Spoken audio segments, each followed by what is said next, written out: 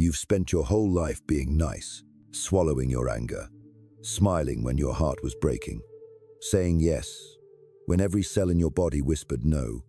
You've walked through fire for people who wouldn't light a match for you.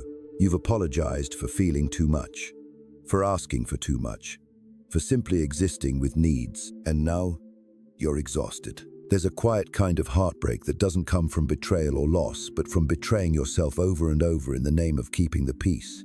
You know that pain, don't you? The one that lingers when you say, "It's okay, but it's not." When you offer your last ounce of energy to someone who doesn't even notice you're running on empty. Somewhere along the way, someone taught you that love meant sacrifice, that to be good was to be agreeable. That worthiness was found in how well you could anticipate other people's emotions, how tightly you could grip their chaos, hoping it would turn into affection. But you're starting to wonder, what if being nice is what's keeping you from being real? What if this smile that pleases everyone is costing you everything? In this video, we're going to open a door most people keep locked.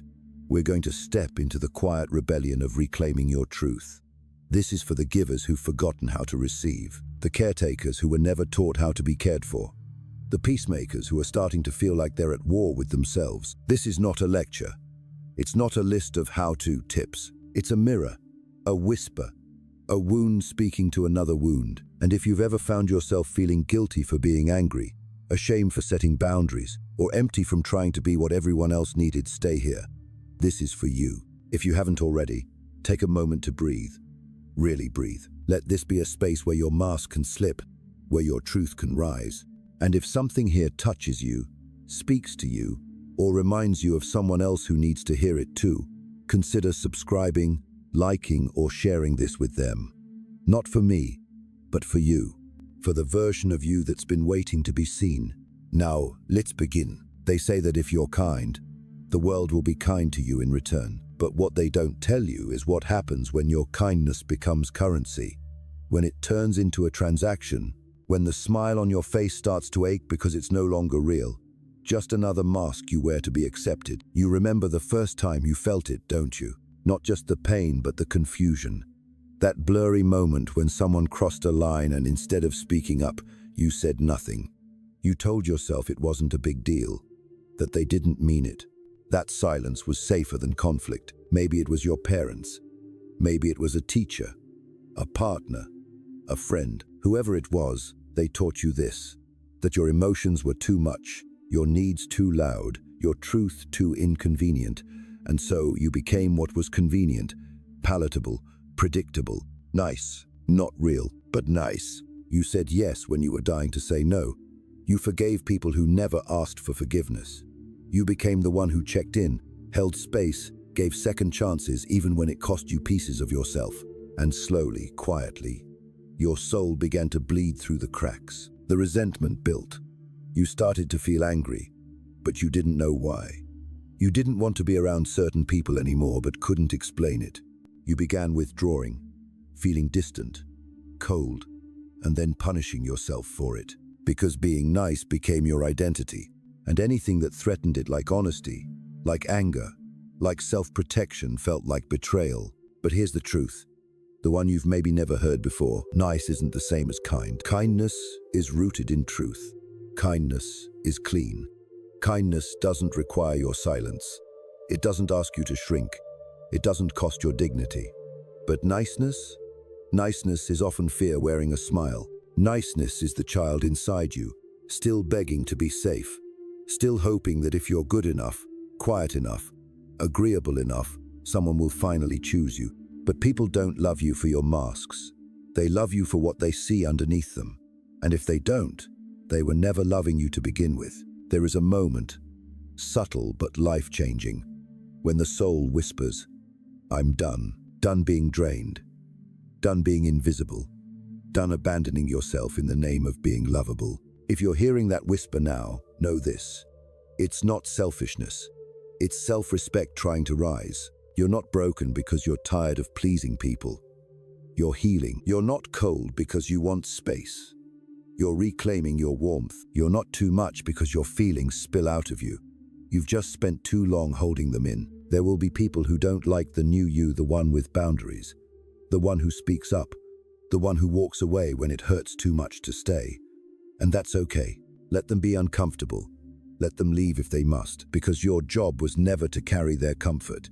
It was to come home to yourself. Keep breathing. You're not lost. You're remembering. It starts in small moments. This awakening, not with fireworks, but with a sigh. That kind of sigh that leaks from the bones, not just the lungs. You say, "I'm fine" out loud, but inside, a different voice murmurs, "I'm not." And maybe for the first time, you don't push it away. You don't bury it. You listen. You notice how often you dim your light so others don't feel insecure. How often you translate your needs into softer language just to avoid sounding needy. You notice how often your mouth says "no worries" while your stomach knots with tension. You begin to see it. How much of your identity has been built on being digestible, pleasant, expected, but you were not born to be an emotional chameleon. You were not made to be a soft landing for people who never learned to walk carefully. You have dreams that terrify you, truths that might shake the room, rage that is sacred, not shameful. The anger you feel when someone oversteps is not wrong. It's wisdom. The tears that come when you're dismissed aren't weakness. They are evidence of your longing for connection, for honesty, for depth. You are allowed to want more than being liked, because being liked is fickle, temporary, contingent on how small you're willing to be. But being real, that's something else entirely.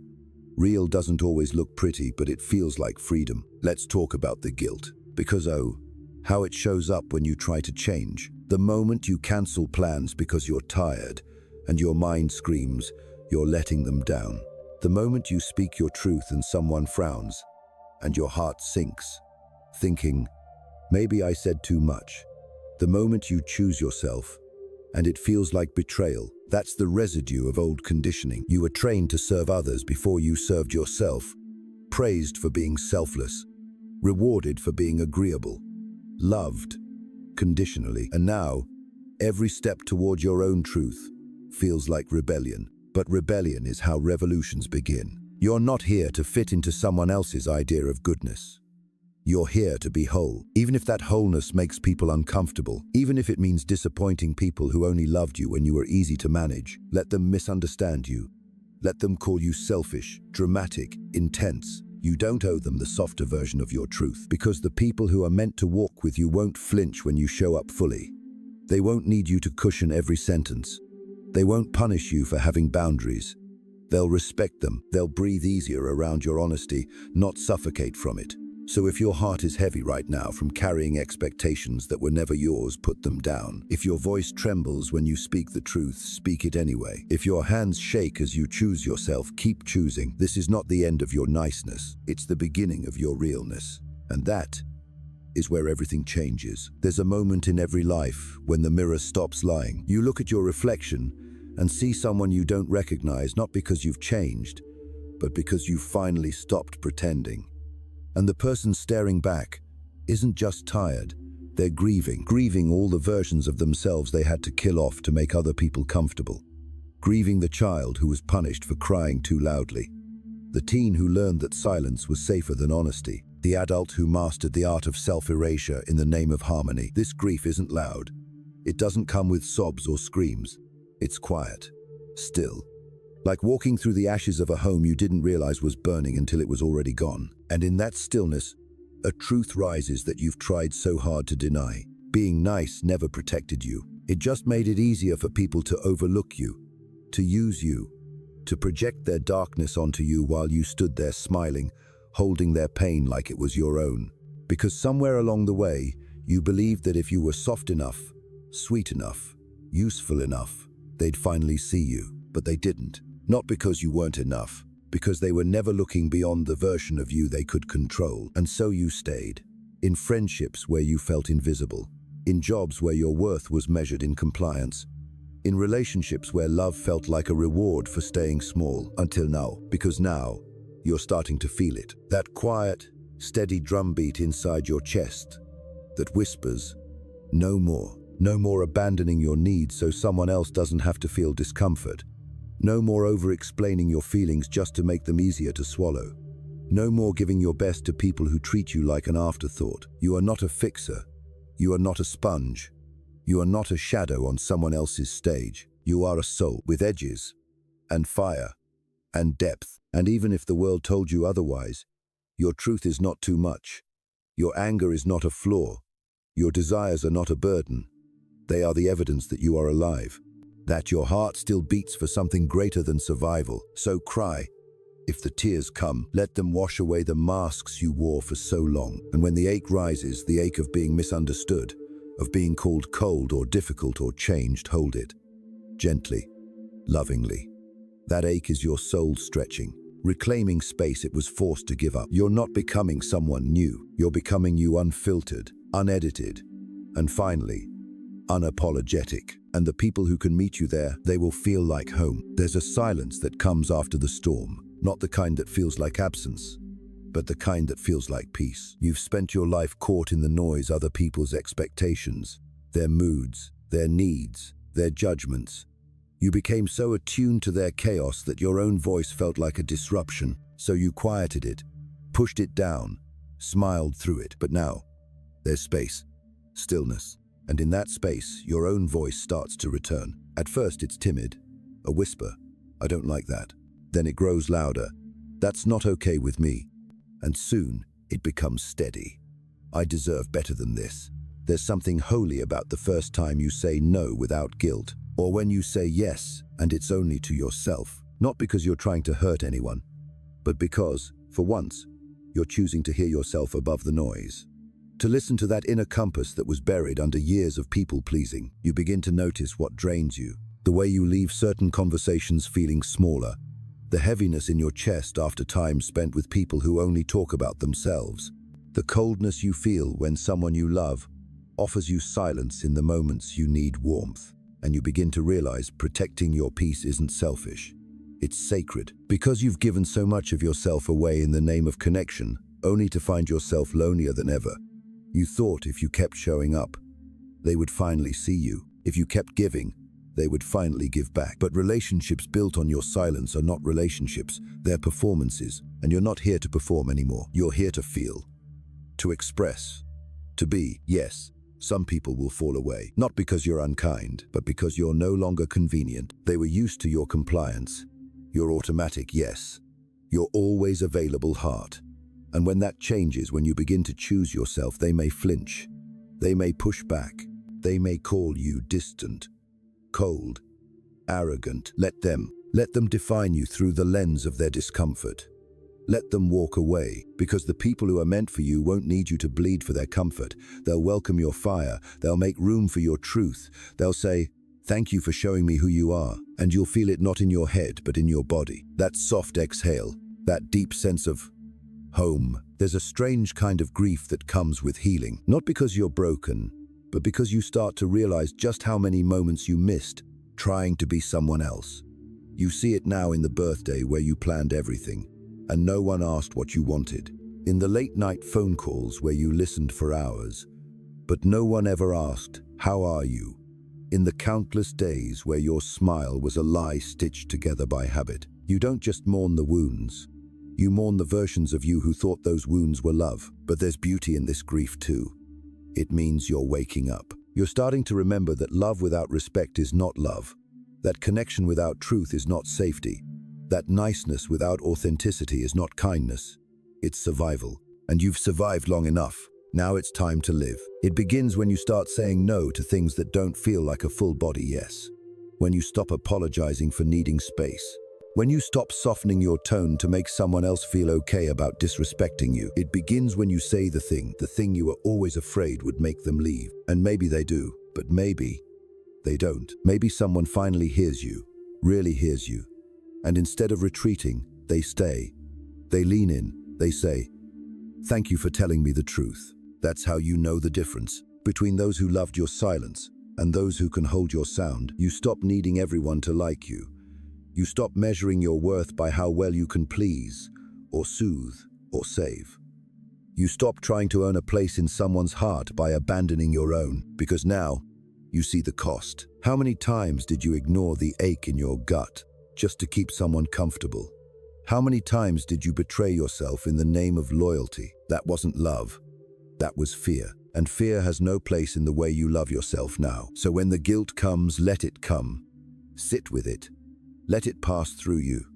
It's not a sign that you're doing something wrong, it's a sign that you're doing something different. That guilt is the echo of an old identity fading, and every time you feel it, take a breath. Put your hand over your heart and whisper, I'm allowed to protect my peace.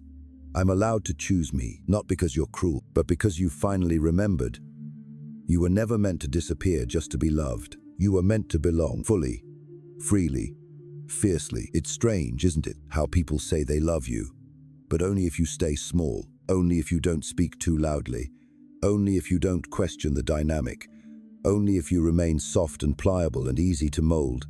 It's love, but with conditions, affection, wrapped in quiet control, and for so long, you accepted it, because a part of you thought that was all love was. A negotiation, a sacrifice, a performance. But then came the moment, maybe quiet, maybe loud, when your soul refused, when your body started to rebel, when your chest tightened every time you agreed to something you didn't want, when the tears came not from a specific pain, but from years of pretending you were okay. And in that moment, something cracked open, not in a destructive way, in a liberating way. Because underneath the performance, underneath the masks, underneath the people-pleasing, there was someone waiting, someone real, someone messy and wild and whole and honest. And when you began to listen to that version of yourself, everything changed. You started walking away from half-love. You stopped explaining yourself to people who had already decided not to understand. You let yourself be quiet in rooms where you once felt the need to perform. You let the silence speak for you, and in that silence, you found yourself. You saw how many times you'd contorted your spirit to avoid rejection.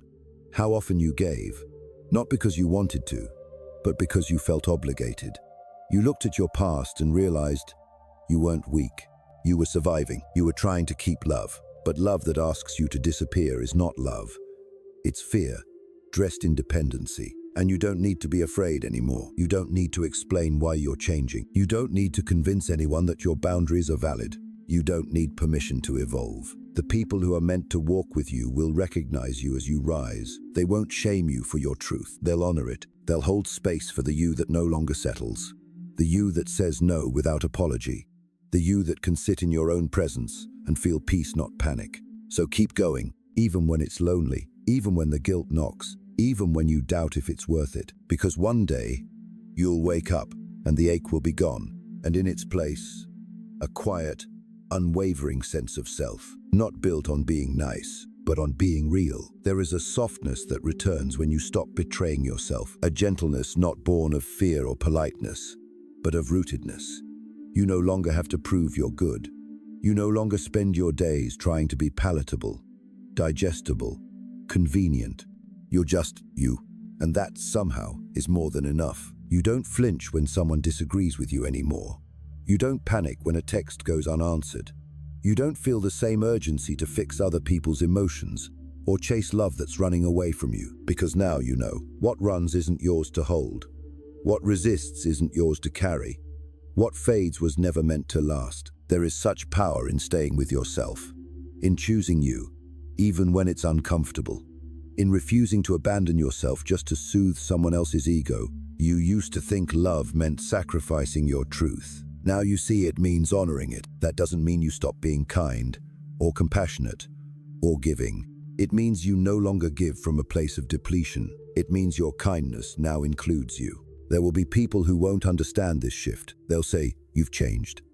And they'll be right. You've changed in the way flowers do after winter, after darkness, after long stretches of silence. You've changed like water does when it finds the freedom to flow wherever it needs to. You've changed like truth does when it's finally given permission to speak, and there's no going back. You will feel grief, yes, for the people you lost when you stopped shrinking, for the versions of you that stayed too long, gave too much, tried too hard. But you will also feel peace, the kind that wraps around your chest like a warm breath, the kind that says, I don't need to be understood by everyone. I only need to be true to myself. You'll stop apologizing for your boundaries. You'll stop offering explanations that no one asked for. You'll stop needing validation to trust your own intuition. Because being real, being honest, raw, and whole is not a performance. It's a homecoming. And the people who can meet you there, they won't need you to be anything other than exactly who you are. So breathe. You're not too much. You never were. You were just in rooms that couldn't hold your fullness. Now, you build your own, and you fill it with peace, truth, and love that doesn't ask you to disappear. There's a tenderness in rediscovering yourself, not the self they praised, not the version you curated to avoid conflict, but the real one, the one who laughs louder than is polite, who cries when moved, who says what they mean without flinching, the one who doesn't pretend to be okay when they're not. And maybe for the first time, you feel safe enough to meet that version of you. You stop gaslighting yourself. You stop calling your anger overreacting. You stop labeling your sadness as too sensitive. You stop explaining away your intuition, your fatigue, your discomfort. You begin to trust your body. The tightening in your stomach, the heaviness in your chest, the tension in your jaw. They were never the problem.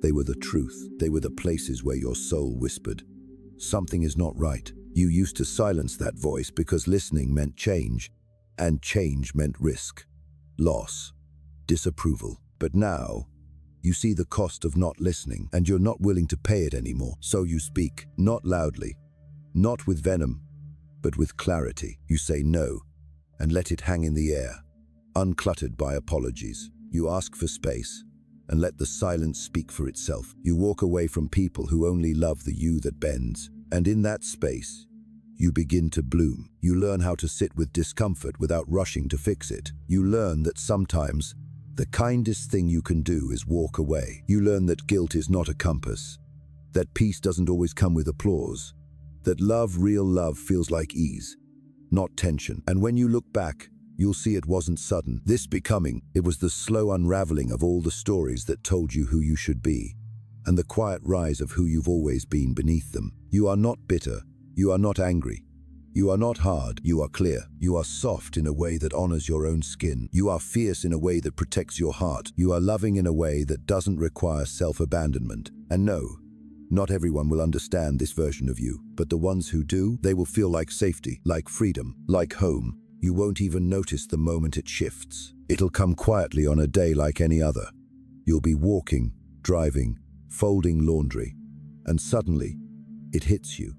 That weight you used to carry isn't there. You're not bracing anymore, not tiptoeing, not rehearsing every word before you speak, just to avoid misunderstanding. You're not shrinking around people who used to make you second-guess yourself. You're just breathing fully, freely, and maybe you even catch yourself laughing, loud, from the belly, not because someone needed you to be okay, but because you are. This is what it feels like to be on your own side. Not perfect, not always confident, but anchored, rooted in something deeper than approval or praise, rooted in self-respect, because you've watched yourself walk through fire and still choose softness. You've seen your own heart crack open and still choose love. You've been abandoned, ignored, misunderstood, and still, you chose truth over performance. You've learned that real strength is not in how much you can endure silently, but in how honestly you can show up when everything in you wants to hide. That's what makes you radiant now. Not your niceness, but your wholeness. And no, it doesn't mean life won't hurt, that people won't disappoint you, that the ache won't return some days when you least expect it, but you'll meet that ache differently now. You won't try to numb it with overgiving. You won't bury it beneath smiles. You won't turn against yourself just to make it go away. You'll sit with it, hold it, let it speak, because you finally trust yourself to feel, to stay, to not abandon who you are just because it's uncomfortable. You're no longer here to perform for love. You're here to live in truth. That truth will be too much for some people. Let it be. You weren't born to be palatable. You were born to be real, unfolding, expansive, human. You've outgrown the box of nice, and what waits for you now is not the applause of others, but the quiet, powerful sound of your own heart saying thank you. Thank you for coming back. Thank you for not leaving me. Thank you for finally seeing me.